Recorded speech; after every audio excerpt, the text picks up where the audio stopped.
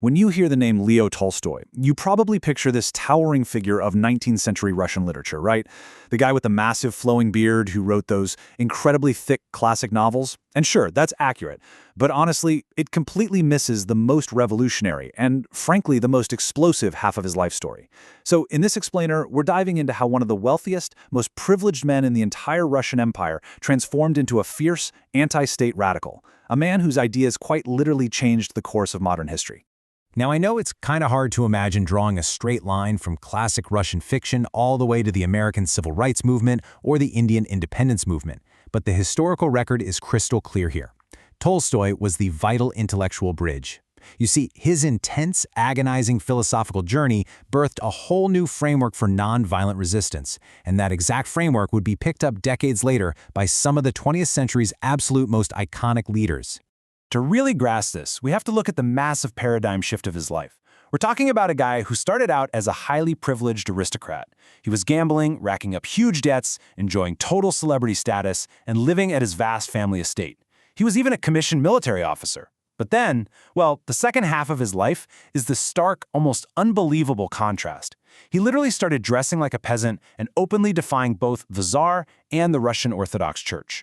But this radical shift, it definitely wasn't an overnight thing. It was forged in some very specific, traumatic moments.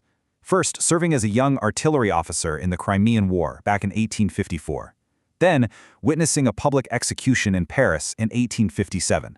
That event completely shattered his faith in human governments. These experiences kind of simmered for years, eventually culminating in a profound spiritual crisis in the 1870s, which then paved the way for his major philosophical treatise on nonviolence in 1894. Okay, but to truly understand the weight of his eventual rebellion, we have to remember just how conventional his early success was. Early on, he was celebrated everywhere for his sprawling realist fiction. While managing that massive estate, he wrote what most people consider two of the greatest novels ever written, War and Peace and Anna Karenina.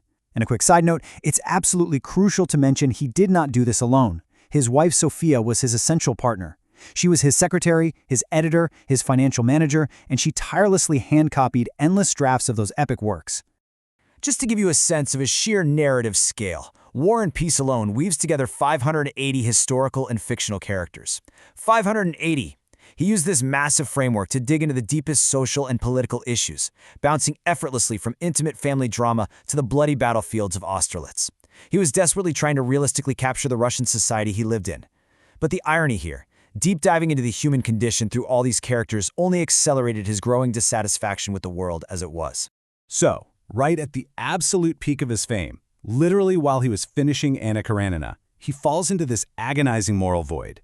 He was just entirely horrified by the realities of war and state power he'd seen in his youth. The source texts actually tell us his mental state was so anguished that he literally had to hide guns and ropes from himself because he was terrified he might take his own life. The fame, the wealth, the sheer literary genius, none of it could protect him from this overwhelming sense that society, which was built on force and inequality, was fundamentally broken. Well, out of that profound crisis came a radical rebirth. He anchored his new worldview in an absolute refusal of state violence and institutionalized religion. Tolstoy started intensely studying the teachings of Jesus, zooming in specifically on the Sermon on the Mount and that famous injunction to turn the other cheek. But here's the kicker. He didn't view turning the other cheek as some nice, polite spiritual metaphor. No, he viewed it as a strict, non-negotiable political mandate. Since all governments inherently rely on force to exist, participating in them, for Tolstoy, was a total betrayal of faith. To him, a true Christian had to reject the authority of the state entirely. Remember that public execution in Paris I mentioned? When Tolstoy saw the guillotine fall, the entire illusion of civilized justice just vanished for him. He realized something truly terrifying. The state, no matter how refined or polite it pretends to be, is held together by intimidation. His visceral words on this, saying the state is a conspiracy designed to exploit and corrupt, really mark his total rejection of state violence. This was the exact moment that fundamentally altered his trajectory, turning a proud former artillery officer into a man who believed that participating in any government institution was deeply, deeply immoral. He doubled down on this logic too. He argued that a government operating on brutal force is actually fundamentally more destructive than localized crime. The philosopher Peter Kropotkin summarized this perfectly.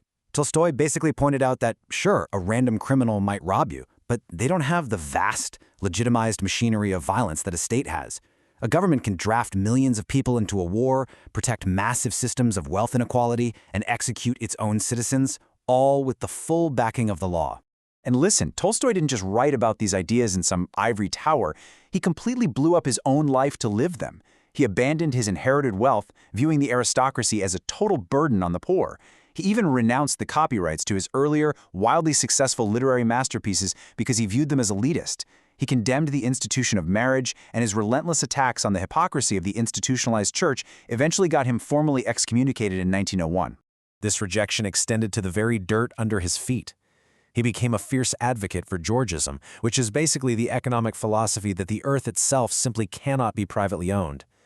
He actually wrote this economic model into his final major novel, Resurrection, as a massive protest against the giant private estates owned by his fellow Russian aristocrats. He started envisioning small communities managing collective land for the common good, entirely moving away from centralized state economies.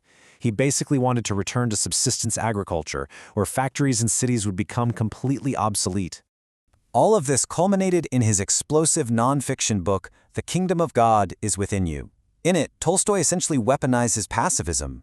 He argued that the church had completely perverted Christ's teachings to serve the state, promoting a doctrine of non-resistance to evil by force.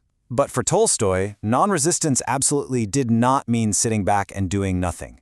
It meant a fierce, unyielding refusal to participate in any violent mechanism of the state, whether that was the military, the courts, or the economic exploitation of the poor. Now, this philosophy didn't just stay confined to rural Russia. It triggered a massive global ripple effect. Get this. In 1908, Tolstoy writes a letter arguing for nonviolent resistance in India. In 1909, that letter finds its way to a young lawyer working in South Africa. His name? Mahatma Gandhi. The two of them begin this profound correspondence. Gandhi was so inspired that he actually named his second ashram in South Africa Tolstoy Farm. And this exact philosophical framework later directly inspired Martin Luther King Jr. and James Bevel during the American Civil Rights Movement. It is just a stunning historical connection.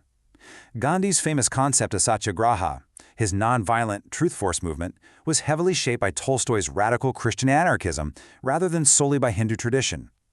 Gandhi himself literally called Tolstoy the greatest apostle of nonviolence that the present age has produced. Think about that. Two men from completely different worlds and religious backgrounds finding absolute common ground in the belief that universal truth equals universal love, and that violence is always a betrayal of that truth. We so often celebrate Tolstoy as the masterful storyteller behind War and Peace, but honestly, his most challenging legacy might be his uncompromising demand that we look at the systems of power, property, and authority all around us today. If robbers really are less dangerous than well-organized governments, it forces us to ask, do our current systems actually serve humanity, or do they merely control it through force? It's a question that burned fiercely in his mind over a century ago, and as we wrap up this explainer, looking at the world today, that question feels just as vital and just as unresolved as ever.